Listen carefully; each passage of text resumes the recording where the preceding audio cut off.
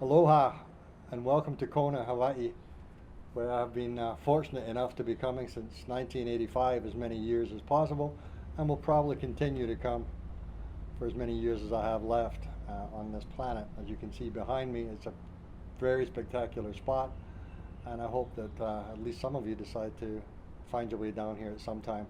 You won't be disappointed. Anyway, as I step back now from my courses, as I get a bit older, my instructors are taking over, and I've been asked to leave a couple of kind of vignettes of uh, details of components of my work. So they can choose to use them or not depending on how their workshops are going. So we'll talk today about one connective tissue. And connective tissue is also known as fascia. It's a web you have inside your body. Well, we all have inside our body, and it covers every ligament, every muscle, every organ, um, every cell of your body, basically, giving nutrition and giving information. In fact, if you've ever worked with preparing a chicken, when you take the outer surface back, you'll see that silvery gray skin underneath. That is the connective tissue. That is what they call fascia. I prefer the word connective tissue because the public seem to understand that better than the medical term of myofascia, but it depends who you're talking to, I guess. So anyway, let's get down to fascia and what it is.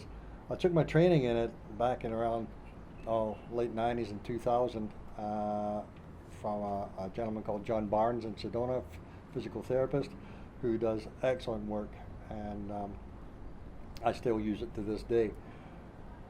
But what struck me over the years is that we need to get the information out more about fascia. People need to understand it. Children need to understand it.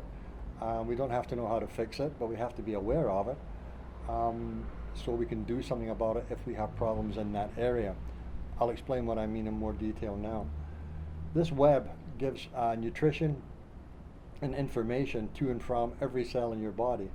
So it's a hugely powerful highway, if you like, and it also gives off light. I believe now they're showing that as the connective tissue reopens again, it gives off photons, which are actually light, which is measurable.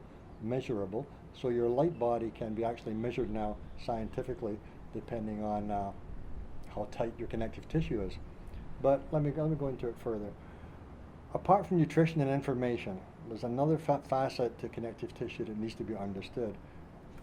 When we are under stress, when we cannot fight and we cannot flight, we will go into a freeze response, like we call it deer in the headlights, don't we? If you're sitting in a car and you look in your mirror in your car, sitting at the lights at a red light, and you look in the mirror and you see there's a truck coming behind you and you're going to get hit, you can't run, you can't fight, so you will freeze.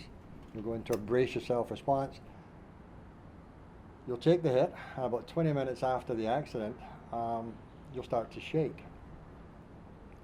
And if the medics are there at that time, they tend to assume, not always, but they tend to assume you're going into shock, and they shut you down. And really, that's the worst thing they could have done. There are other signs for shock. I'm not saying these people don't know their job. They are excellent at what they do.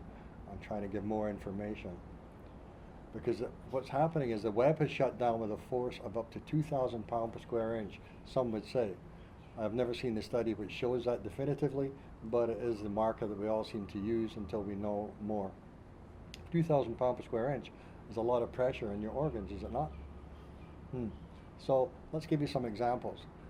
In our property where we stayed in Scotland, we had people had a Clydesdale horse, a big Clydesdale called Jamie. And one day the guys were digging a drainage ditch out there in the field. Excuse me. And Jamie slipped and somehow and fell into the ditch. So the guys showed up with tractors and pulleys and ropes and a lot of thought and a lot of cooperation from Jamie. And somehow they managed to get Jamie out of the trench without breaking a leg. So a couple of minutes later, as the guys were standing congratulating themselves on a job well done, Jamie started to shake. There's big tremors going down his flank, big tremors going down the flank. And the guys just said, just had a wee fright, basically, and that's quite normal. And sure enough, after a couple of minutes, Jamie stopped shaking and went for a little walk and then a little trot, checked itself out, felt okay, went for a drink of water, and carried on with his day. In other words, the system had reset itself.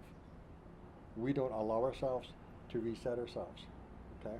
That is the problem. We have to learn that it's okay to shake. We had Boy Scouts. I was working with some Boy Scouts in Scotland, 12, 13-year-old 14, somewhere in their age group. And I said to them, "Did any of you guys ever get in a fight?" And they were like, "Oh, we fight all the time."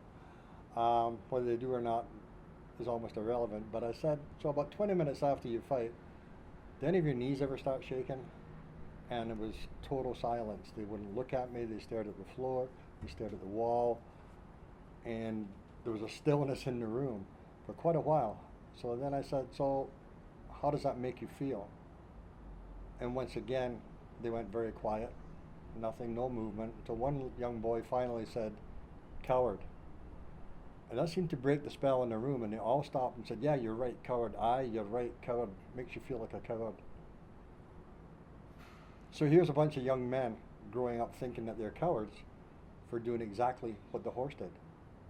There's something wrong with that picture. How's that going to affect their relationships, their feelings about themselves and about others as they go through life when they were simply resetting?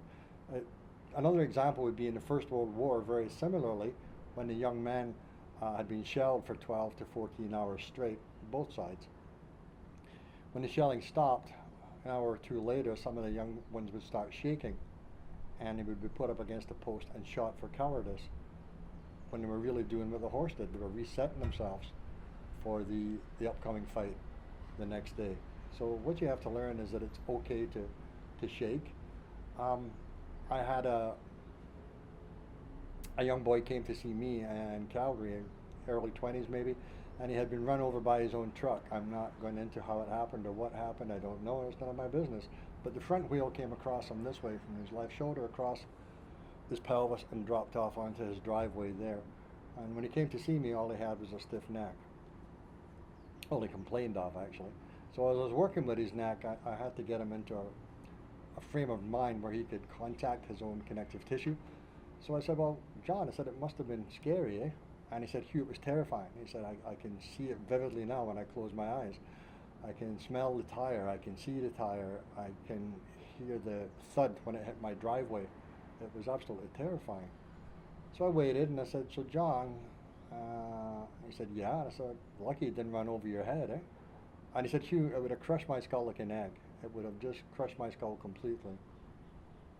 It just missed me." So I waited and I said, "John," and he said, "Yeah." I said, "How come it didn't break a rib?" And he went very still, very quiet, very thoughtful. And then deep inside, he began to shake, began to tremor. Nothing violent, just whole body began to shake and vibrate as his connective tissue began to release and reset itself. And he walked out of there 20 minutes later. He was fine. He had no neck pain, anything. So if you think of all the things that accumulate in your life, every trauma you have builds up in your system. And if you're not allowing yourself to shake and the system to reset, I believe that this is the cause of many, many illnesses, ailments that permeate our society today. So I hope you understand that concept based on what I've just said, and I hope that will take you forward to learn more about it, which we'll be more than glad to do. So thank you, and aloha.